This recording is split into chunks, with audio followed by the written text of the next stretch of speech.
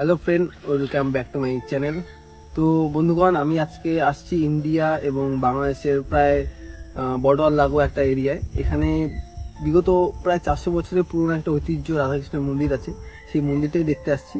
তো সাথে থাকো আমার, তোমাদেরকে সেই মন্দিরের বিশেষত্ব কিছু দেখাবো। আসো।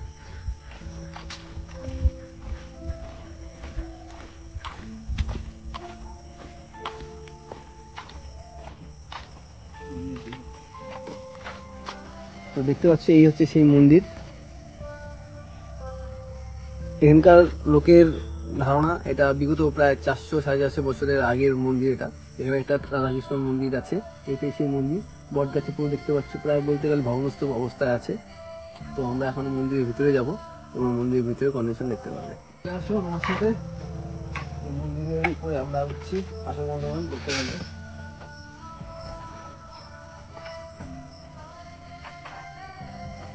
উঠো উঠো।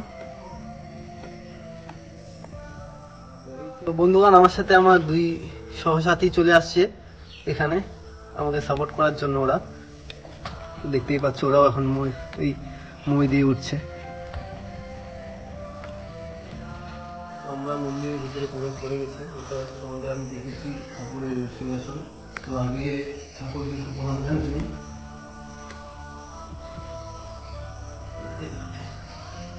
তো মন্দিরের এই দশা তোমরা দেখতে পাচ্ছ। এই মন্দিরটা কোনো ইট, মানে কোনো পিলার দিয়ে না, এই মন্দিরটা টোটালটাই পুরো ইটের গাঁথনি করা আছে।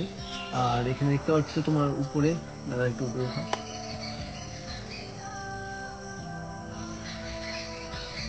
এই যে বট গাছটা দেখতে পাচ্ছ, এই বট গাছটার জন্যই কিন্তু মন্দিরটা এখন পর্যন্ত এই বট গাছটাই ধরে রেখেছে মন্দিরটাকে। তার পাশে দেখতে পাচ্ছ সব গাছ, এপাশে অনেক গাছ আছে দেখতে পাচ্ছ তোমরা। একমাত্র এই গাছগুলোর জন্যই মন্দিরটা এখনো সক্রিয়ভাবে এখানে স্ট্রং। শিকড়ের জন্যই মন্দিরটা পুরো ভিতটা এখনো নষ্ট হয়নি। নাহলে তোমরা দেখতে পাচ্ছ মন্দিরের পুরো ওয়াল ফেটে একদম পুরো জরাজীর্ণ অবস্থা হয়ে আছে।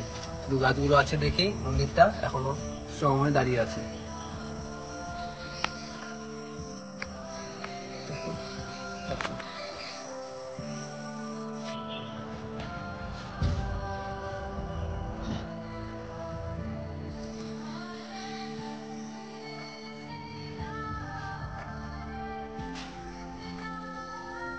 মন্দিরের ভিতরে তোমরা দেখতে পাচ্ছ বিভিন্ন ওয়াল ফেটে আছে। এই মন্দিরের ভেতরে বট গাছের শিকড় পুরো ঢুকে গেছে। মন্দিরটাকে বলতে গেলে পুরো এই বট গাছটাই রক্ষা করে রেখেছে এখন পর্যন্ত। সবার ধারণা বা এখানকার যারা জনবাসী আছে তাদের মতামত অনুযায়ী এই মন্দিরটা প্রায় 400 থেকে 450 বছরের পুরনো মন্দির এটা। তো আমরা তাদের সাথে কথাবার্তা বলে এই মন্দিরটা দর্শন করতে আসছিলাম। তো দেখছি আশেপাশে এই মন্দিরে যে যারা পুজো করে, সেই পুরোহিত মশাই যদি থাকে, তার সাথে কথা বলে এই মন্দিরের কিছু পুরনো কাহিনী বা পুরনো যে ইতিহাসটা আছে সেটাকে উদ্ভাবন করার চেষ্টা করবো। পাশে থাকো আমার। তো বন্ধুগণ, আমার এখানে আমার পাশে কিছু এক দিদা কাহিনী আছে যারা নিত্য মন্দিরে পুজো করে আসছে। বিগত তাদের পূর্বপুরুষরা মন্দিরে পুজো করে গেছে। তো মন্দির সম্পর্কে তাদের কাছে কিছু শুনে নেব। কাকিমা, আপনার নাম? কাকিমার নাম মানাই বাবু। এই মন্দিরটা বিগত তাও ভাইরা বলেছিল আমাকে প্রায় 400-450 বছরের পুরনো। তো আপনার তো এখানকার লোকাল বাসিন্দা বা মন্দিরের পূজারি, সবকিছু আপনারাই করে। তো আপনাদের মতে এই মন্দিরটা প্রায় কত বছরের? তো এই মন্দির নিয়ে গেছে পরীক্ষা করতে, যে ম্যাডাম একটা নিয়ে গেছিল। আচ্ছা আচ্ছা। ওই ম্যাডামটা বলছে যে এই মন্দির পরীক্ষা হয়ে গেছে 700। ঐতিহাসিকবিদরা আসছিল, তারা এসে পরীক্ষা করে গিয়ে বলছিল প্রায় 700 বছরের। আচ্ছা। আর এই মন্দিরে মানে আপনাদের পূর্বপুরুষরাই কি বিগত বছর ধরে পুজো করে আসছে? রাজা রামবলের মন্দির, রাজ রাজবংশী ছিল। আচ্ছা তার মন্দির ছিল রাজবংশী। আমার শ্বশুর মশাই রাজবংশী। আচ্ছা। তো মন্দিরটা যে স্থাপন করেছিল তার নাম কি আপনি জানেন? সুধীর রায়। সুধীর রায়। আচ্ছা। মাননীয় স্বর্গীয় সুধীর রায় মহাশয়ের এই পুরনো মন্দির, সেটা আমরা দেখতে আসছিলাম।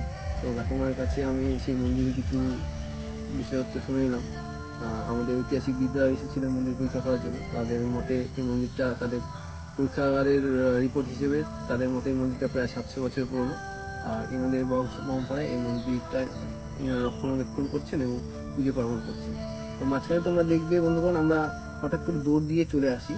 তো তোমরা অনেকেই জানিও যে ঠাকুর সর্বত্র বিরাজমান, তোমরা কেউ বিশ্বাস করবে, কেউ বিশ্বাস করবে না। তো আমাদের সাথে সেরকম একটা কোইন্সিডেন্স হয়ে গেছে। তো সেটা এই কাকিমাদেরও বক্তব্য যে সচরাচর সবার চোখে পড়ে না। তো আমাদের কাছে একদম সাক্ষাৎ ঠাকুরের একটা দর্শন হয়ে গেছিলো। বিশাল প্রায় 7-8 ফিটের মতন কাছাকাছি হবে, এবং মানে মায়ের দর্শন বলবো না বাবার দর্শন বলবো, তার সাথে একবার আমাদের দর্শন হয়ে গেছে। তো সেই কারণেই আমরা তাকে আর অসুবিধা ফেলালাম না, যে কারণে আমরা দৌড়ে চলে আসছি। ধন্যবাদ ধন্যবাদ। তো আমার নতুন যারা ইয়ং এজের যেসব বন্ধু বান্ধব আছে, তো তাদের কাছে আমার একটা বিনীত অনুরোধ যে তোমরা আমাদের সনাতনী ধর্মের কিছু ঐতিহ্যকে যদি তোমরা ঠিকঠাক মতন রক্ষা করতে না পারো, তো তোমাদেরকে বলবো এইসব কিছু করতে না। এটা একটা ঐতিহাসিক স্থান, এটা একটা ভগবানের মন্দির, ঠিক আছে? তো তোমাদের কোনো রকম ই নেই যে এটাকে পুরো জিনিসটাকে নষ্ট করা। তো তোমাদের কাছে আমার হাত জন্য অনুরোধ, তোমরা যেখানেই যাও না কেন, কোনো মন্দির হোক, মসজিদ হোক, গির্জা হোক, এইসব কিছু তোমরা করবে না। তোমাদের ভালোবাসার যে স্মৃতি ছেড়ে যাচ্ছ, এটা একটা ঠাকুরের দেবত্ব স্থান, এখানে তোমাদের এসব করা মানায় না। হ্যাঁ, করে দিলে খবরে সেভাবে খাও।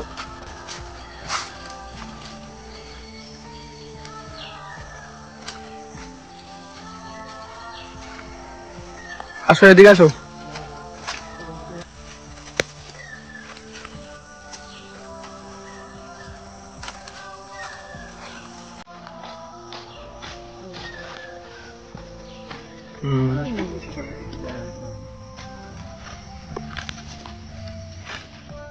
আট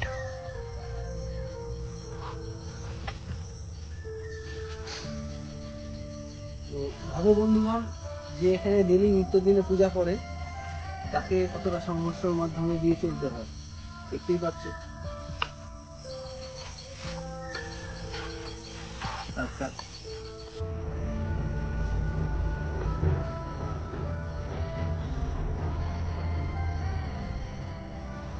জড়ি পাওয়ার জন্য কি সব করে দিবি।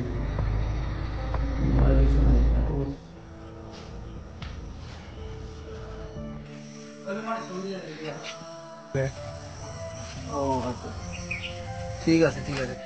তো আমাদের সহকর্মী যে আমার সাথে আসছে, আমার দুই ভাই, তো তাদেরকে বলবো মন্দিরের পিছনে বা পুরো চারপাশে একটা ভিডিও দেখিয়ে দিতে। তোমরা দেখতে পারবে এই মন্দিরের ব্যাক সাইড, এটা দেখতেই পাচ্ছ একদম পুরো চারপাশে বট গাছটা একদম আঁকড়ে ঘিরে আছে। এদিকে দেখো, এই হচ্ছে সেই মন্দিরের নিচের একটা, এই সামাছে সামাছে সামাছে, চলো চলো চলো চলো। এই যে ইসেতে আসছে সারা বেরিয়ে দিকে। হ্যাঁ, বন্ধুগণ, যারা পুরোহিত আছে, যারা পুজো অনুষ্ঠান আচার মেনে এখানে পুজো করছে, তাদের কাছে কথাবার্তা শুনে আরো কিছু সম্পর্কে জানতে পারলাম যে যার হাত ধরেই মন্দিরের স্থাপনা হয়েছিল, সেই আমলে 2 ফিটের একটা রাধা গণেশের মূর্তি ছিল, রাধা কৃষ্ণের, পিতলের। তো সেই মূর্তিটা দেখতে পাচ্ছিলে তোমরা মন্দিরের যে অবস্থা আছে।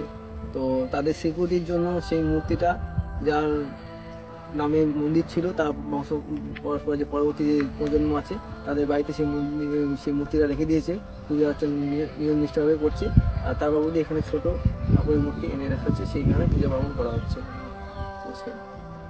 তো বন্ধুগণ, আমার পিছনে যে রাস্তাটা দেখতে পাচ্ছ, এই রাস্তা সোজা গেলে পরে তোমার সাঙ্গার বাড়ি বাজার, বাজারটা দিয়ে তোমরা সোজা চলে আসবে। বাজার দিয়ে এসে তোমার বাঁদিকে পড়বে, যে বোর্ডটা আছে এখানে মদন মোহন মন্দির লেখা, দেখতেই পাচ্ছ। এই বোর্ডের এই পাশ দিয়ে চলে গেলে একটা কাঁচা রাস্তা আছে, ভাই রাস্তাটা একটু দেখে দাও। এই রাস্তাটা ধরে তোমরা সোজা চলে যাবে, গেলে পরে জঙ্গলের মাঝখানে এটা তোমরা রাজবাড়ির ভিতরে সেই মন্দিরটা পেয়ে যাবে। তো কেমন লাগলো তোমাদের আজকের এই ভিডিওটা, কমেন্ট করে জানিও। আর এটার অ্যাড্রেসটা আমার ডেসক্রিপশন লিঙ্কে থাকবে। যারা যারা এই মন্দিরে আসতে ইচ্ছুক, শুনলাম এই মন্দিরে বলে যারা পুজো করে তাদের কথাবার্তাতে শুনতে পারলাম, জানতে পারলাম এই মন্দিরে মনস্কামনা করলে পরে অনেকেরই মনস্কামনা ফলেছে। তো যাদের কিছু মনস্কামনা থাকতে পারে, যাদের পারিবারিক কিছু যদি সমস্যা হয় তোমরা এসে এই মন্দিরে করতে পারো। আশা করি ভগবানের কৃপায় তোমাদের সেই সমস্যার সমাধান হবে। নমস্কার বন্ধু, আসি, আবার দেখা হবে, টাটা।